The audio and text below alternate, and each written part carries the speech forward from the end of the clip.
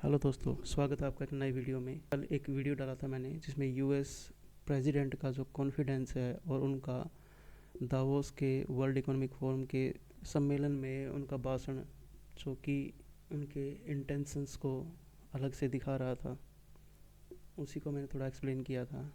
अब उसी सीन को हम आगे बढ़ाते हैं, जिसमें हम बताते हैं कि अमेरिकन प्रेसिडेंट की जो आज कॉन्फिडेंस है, हर जगह जाके वो अपनी माइटी पावर को दिखा रहे हैं। अमेरिका की rich and modified and modern technology based military power को वो दिखा रहे हैं।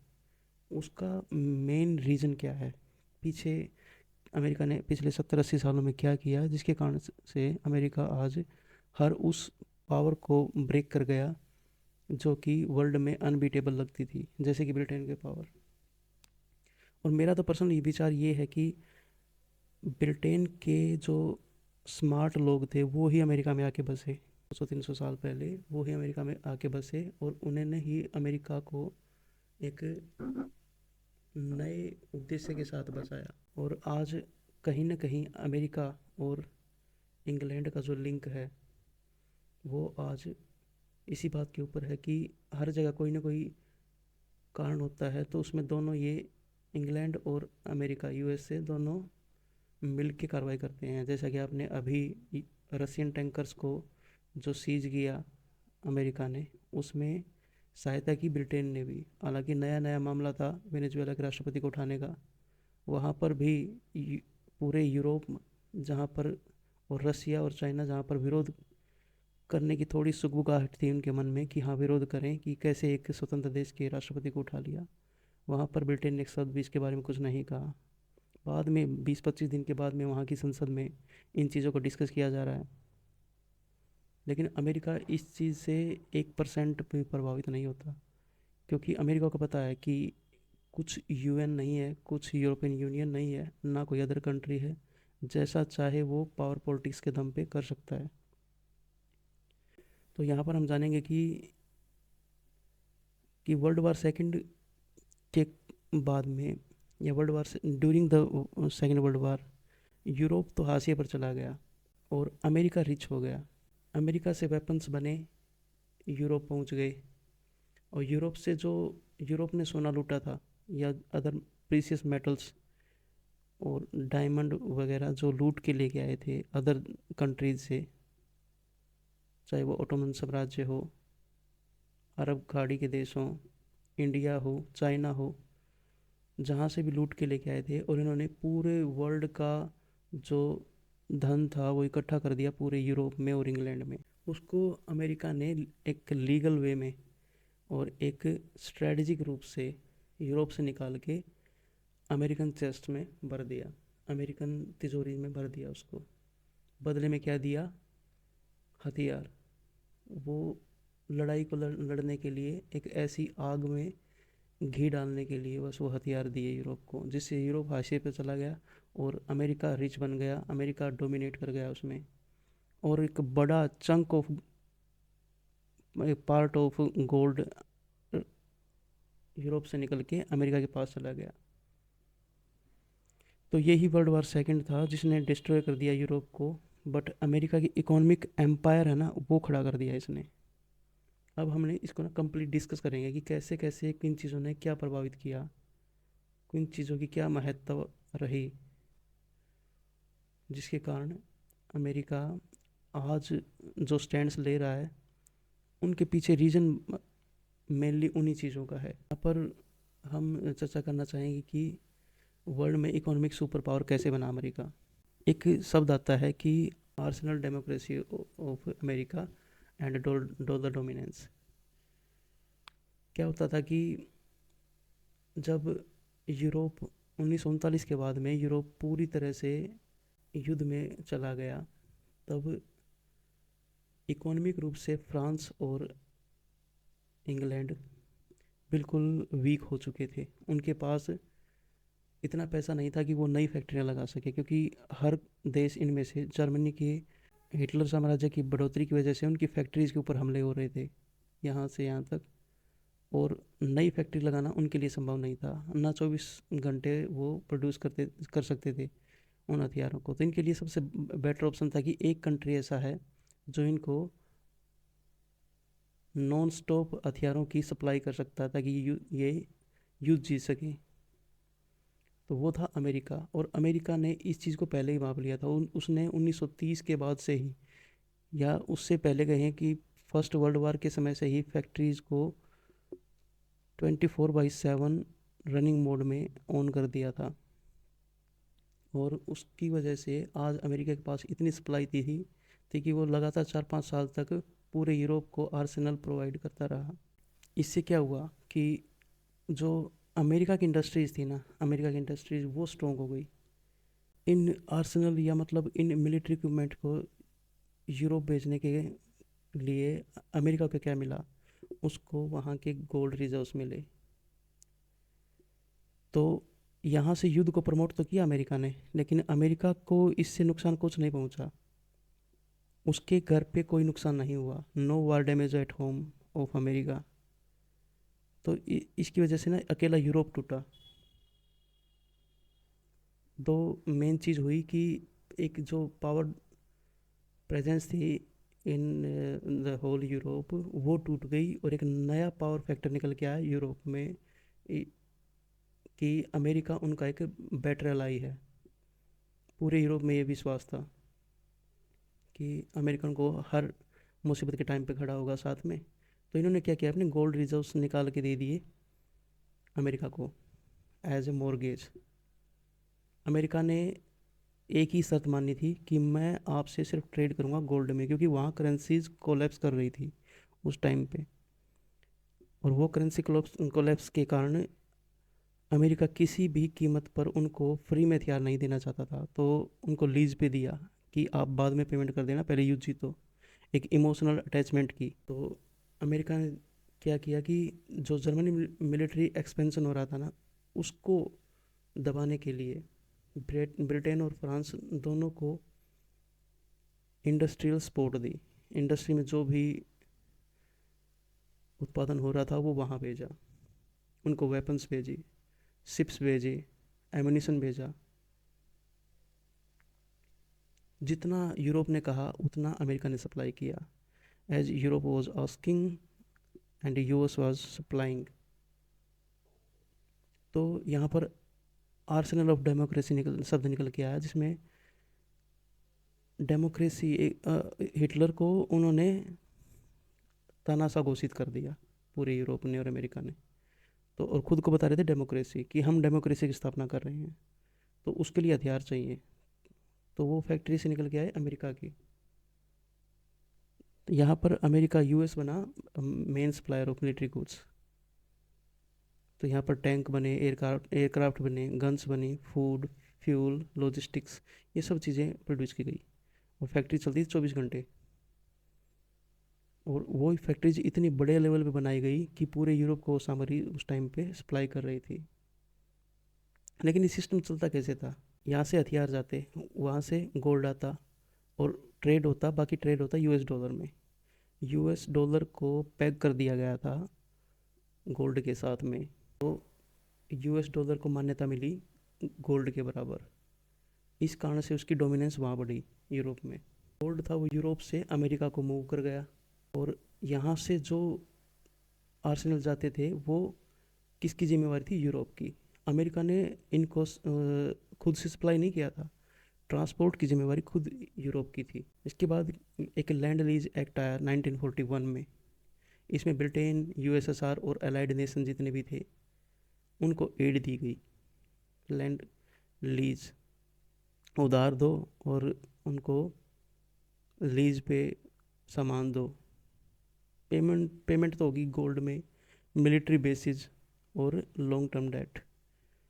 अब सबसे आसान चीज़ क्या थी कि लोन दे रहा था अमेरिका, अब वो भी लॉन्ग टर्म, कि आप एक बार यूज जीत जाओ, उसके बाद में अपना इम्प्रूवमेंट करके और इकोनॉमिक इम्प्रूवमेंट करके आप मुझे चुकाते रहना, जिस पे ब्याज भी मिनिमल था। लेकिन अमेरिका ने एक मास्टर स्ट्रोक खेला यहाँ पर, कि जितने भी तुम्हारे मिलिट्री बेसिस है ना वो हमें दो। उनके साथ कॉन्ट्रैक्ट कर लिए कम से कम 99 ईयर्स के, जो आज आप देखते हैं ना इंडिया के जस्ट नीचे इंडियन ओशन में अमेरिका का एक बड़ा बेस है। ये रहा ब्रिटेन ओशन टेरिटरी, इसका नाम है डिएगो गार्सिया। ये ये आज अमेरिका का एक middle of the Indian ocean presence है अमेरिका की, जो कि फुल एशियन कंट्रीज़ के ऊपर फुल वॉच के लिए है। और ये और ये इतना स्ट्रॉन्ग है कि इसके ऊपर हर तरह का आर्सेनल अमेरिका ने रखा हुआ है। पिछले 70 साल से अमेरिका की प्रेजेंस यहाँ पर है तो ब्रिटिश इंडियन ओशन टेरिटरी, लेकिन ये अमेरिकन लीज पर ले रखी है। और इस तरह के अनगिनत बेसिस हैं जो उस टाइम पे अमेरिका ने यूके और फ्रांस से मिलके बात करके उनसे लीज पे ले लिए 100 साल के लिए, 200 साल के लिए। तो यहाँ पर आगे क्या हुआ कि ब्रिटेन की जो फाइनेंशियल सुप्रीमेसी थी ना, वो ख़त्म हो रही थी धीरे धीरे, और गोल्ड का ड्रेन हो रहा था यूरोप से अमेरिका की तरफ। मैं गोल्ड क्यों क्यों बार बार चर्चा कर रहा हूँ, क्योंकि पिछले कुछ दिनों से आप देख रहे होंगे कि मार्केट में गोल्ड की कीमतें धड़ाधड़ तरीके से बढ़ रही हैं। इतना इतना इतना स्विंग मूवमेंट, इतना स्विफ्ट मूवमेंट कभी नहीं आया था गोल्ड के प्राइसेस में। धीरे धीरे बढ़ोतरी हो रही थी, लेकिन अब क्या हुआ कि जब से अमेरिकन प्रेसिडेंट पागलों जैसा व्यवहार कर रहे हैं, किसी भी मन से कुछ भी बोल दे रहे हैं, तो यूएस की जो डोमिनेंस है ना, उसके ऊपर अब भरोसा नहीं रहा कंट्रीज़ को। तो कंट्रीज़ क्या कर रही हैं, अपने अपने रिजर्व्स हैं वो सोने के रूप में भरेंगी, ना कि अमेरिकन डॉलर के ऊपर वो अमेरिकन अमेरिकन ट्रेजरीज के ऊपर इतना विश्वास नहीं करेंगे आगे वो। क्योंकि हद से ज़्यादा पावर किसी के हाथ में देना, उससे आगे जाके बहुत बड़े नुकसान हो सकते हैं। आपको याद होगा कि अभी लगभग 5-6 महीने पहले भारत ने भी लंदन से अपना सोना वापस लिया था, जो कि वहाँ की ट्रेजरीज के अंडर हमने जमा कर रखा था। उसको इंडिया ने वापस मंगाया 2 बार करके अभी तक, और आगे भी मंगाने के प्लान्स हैं।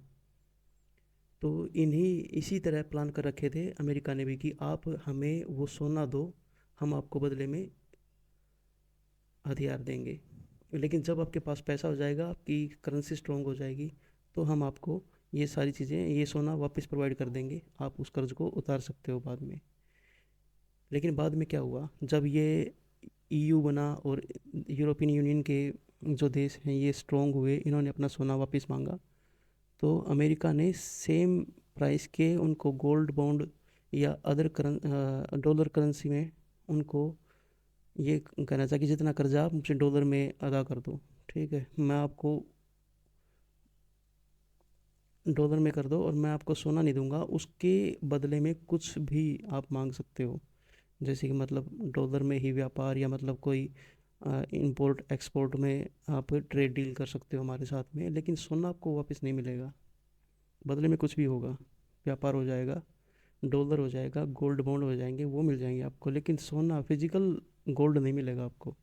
और अमेरिका ने किस वजह से मना कर दिया, मतलब एक छोटा देश होता है यहाँ पर तो यूरोप उसके ऊपर अटैक करके छीन लेता, लेकिन अमेरिका बड़ा कंट्री है भाई, तो उसने देने से मना कर दिया। और ये बात ना इन लोगों को पिंच कर गई।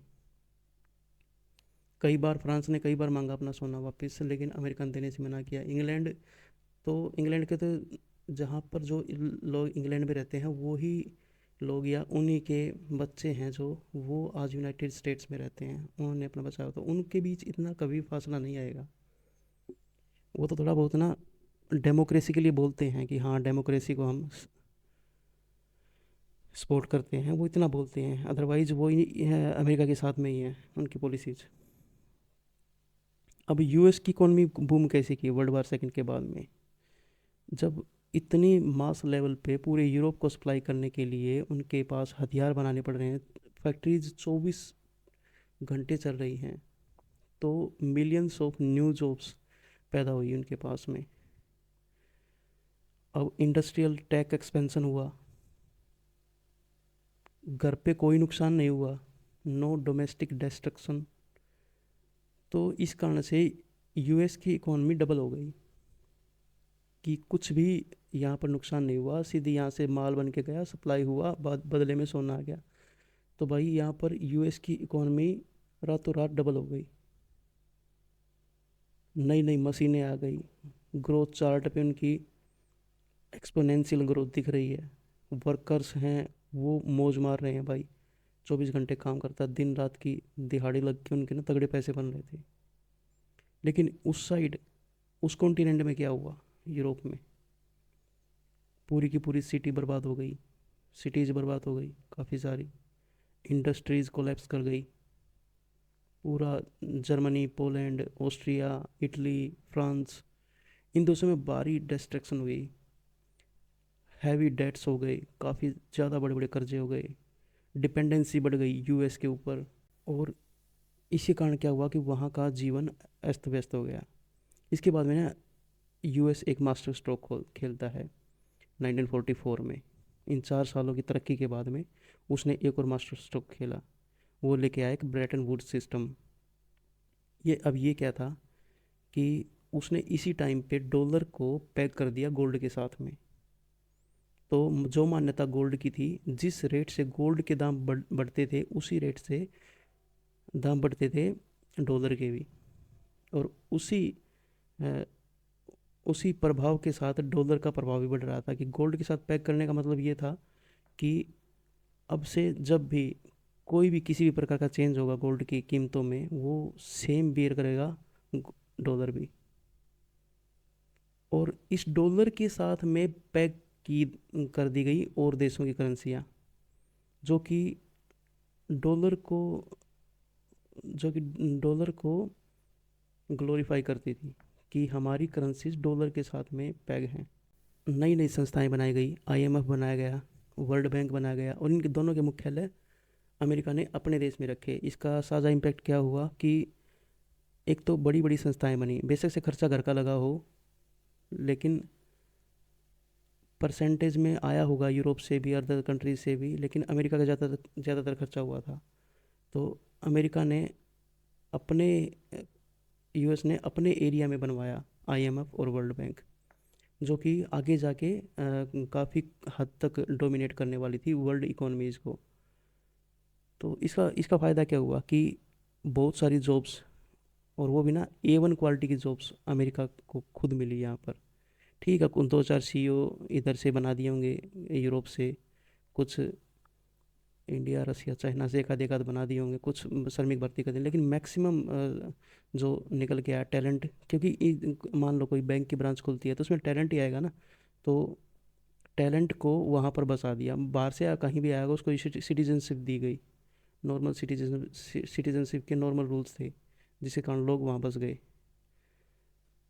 और वो भी ना गजब का टैलेंट मिला अमेरिका को। तो इसका एक एक्यूरेट प्रभाव क्या हुआ अमेरिकन इकोनॉमी के ऊपर, कि एक गोल्ड की तरह ही डॉलर ग्लोबल रिजर्व करेंसी बन गया।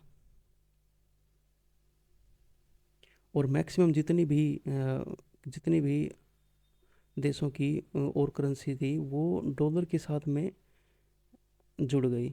और इसी कारण से उन जो ट्रेड होते थे ना, वो डॉलर से प्रभावित होते थे। डॉलर ऊपर नीचे जाता तो करेंसीज के प्रभाव उनके भी इन्फ्लुएंस करता है दूसरी करेंसीज को भी। फिर 1947 में क्या हुआ है कि मार्शल प्लान आया। मार्शल प्लान में क्या हुआ कि यूरोप को अब डेस्ट्रॉय तो करवा दिया, ठीक है, इधर उधर युद्ध भड़का के, कि शुरू में तो रसिया, मतलब जो यूएसएसआर था उस टाइम पे, और आपका फ्रांस और इंग्लैंड, ये सारे जर्मनी, इटली और जापान के खिलाफ लड़ रहे थे।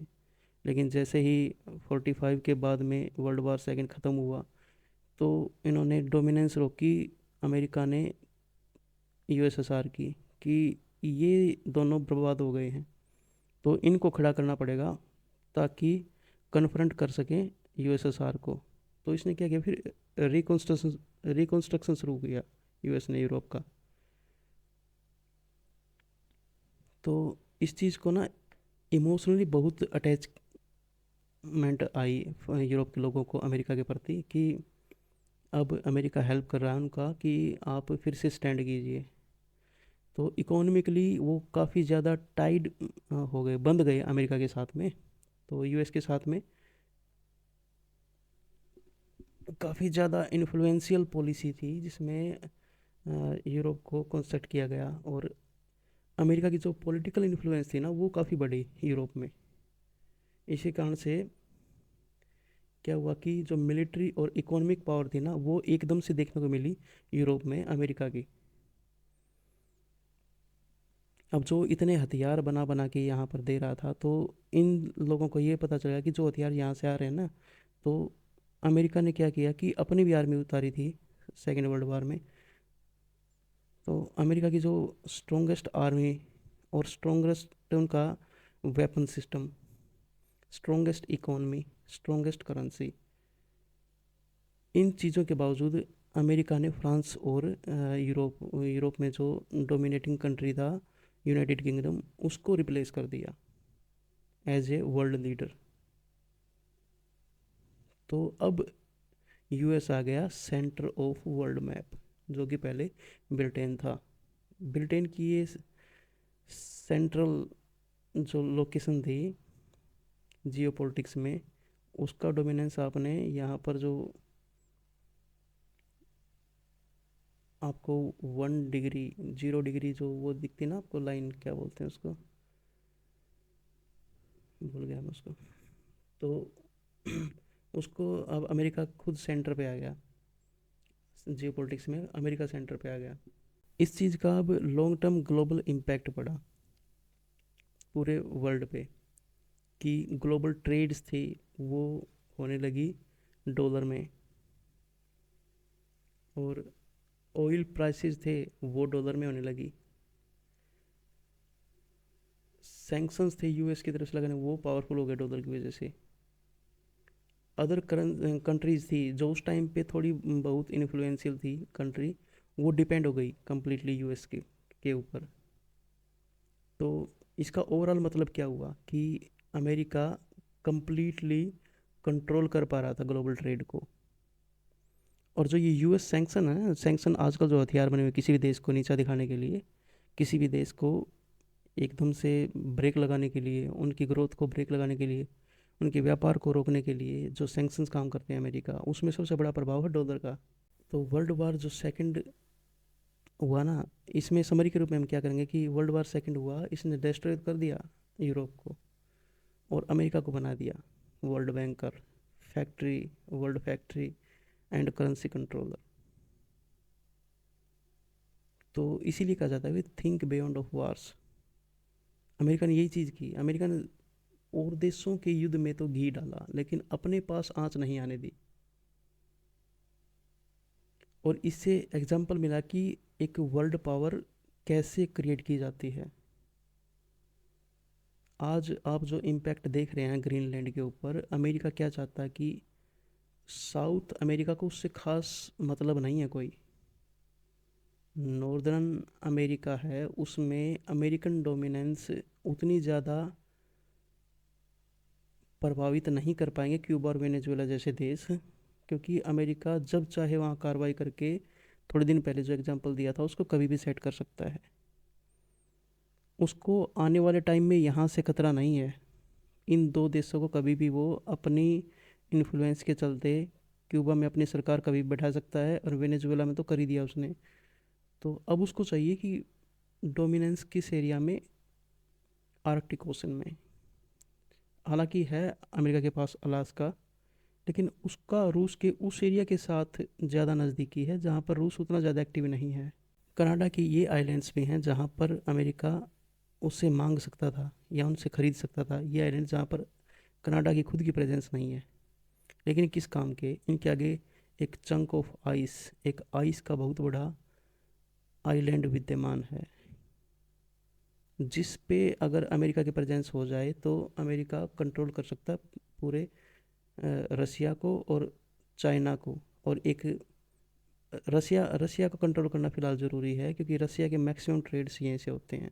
अब जो वेनेजुएला का जहाज़ पकड़ा है ना, वो वेनेजुएला से होके नॉर्थ अटलांटिक ओशन से होके आइसलैंड के बराबर से जा रहा था रसिया में, उसको यहीं पे पकड़ा है अमेरिका ने। तो अमेरिका इतनी दूर से उसको पीछा करके यहाँ तक आया, पूरे 5,000 किलोमीटर। लेकिन अमेरिका की प्रेजेंस अगर यहाँ पर है ग्रीनलैंड में, तो वो डायरेक्टली कंट्रोल कर सकेगा हर व्यापार को इस 500 800 हज़ार किलोमीटर के एरिया में।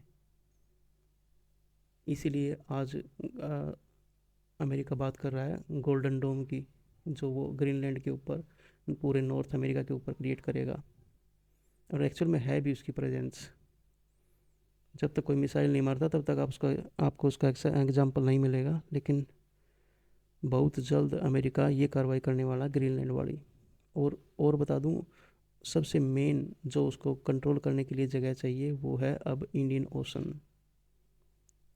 इंडियन ओशन एक ऐसी जगह है जहाँ से वो डायरेक्टली कंट्रोल कर सकता है कि जो प्रोग्रेसिव कंट्रीज़ हैं, इंडिया जैसी, चाइना जैसी, उनको उनके ऊपर निगाह रखेगा। दूसरा, उनके कट्टर दुश्मन देश हैं ईरान, डिएगो गार्सिया से ईरान के ऊपर निगाह रखना कितना आसान है ये देखो।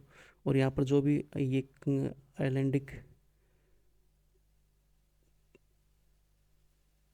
टुकड़े आपको दिख रहे हैं ना ज़मीन के, ये इनके ऊपर अ, अमेरिका की कुछ तो है प्रेजेंस, लेकिन आगे और भी बढ़ाएगा।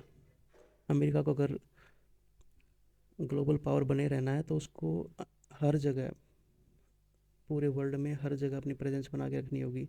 ऐसे ही जापान में, साउथ कोरिया में ऑलरेडी वो डिप्लॉयड है। ऑस्ट्रेलिया तो उसका पार्टनर है ही, वहाँ पर उसको कोई ज़्यादा खतरा है भी नहीं। जहाँ से खतरा है उसके चारों तरफ उन्होंने पहले ही जाल बिछा रखा है। और चाइना इस बात को साइलेंटली सहन कर रहा है कि अमेरिका की प्रेजेंस ईस्ट चाइना सी में, फिलीपींस सी में, सी ऑफ जापान में है। और इसको चाइना साइलेंटली बियर कर रहा है कि वो सहन करेगा, इस चीज़ को बियर करेगा जब तक उसका पावर उस लेवल का नहीं हो जाता कि वो अमेरिका को चुनौती दे सके। अमेरिका की यही मजबूती की वजह है कि वो अपने जड़ में बैठ के किसी को ज़्यादा दिन तक हल्ला नहीं करने देता। उसने क्यूबा के ऊपर भी पहले कार्रवाई की है, क्यूबन मिसाइल संकट आपने सुना होगा, क्यूबा के ऊपर भी कार्रवाई की है।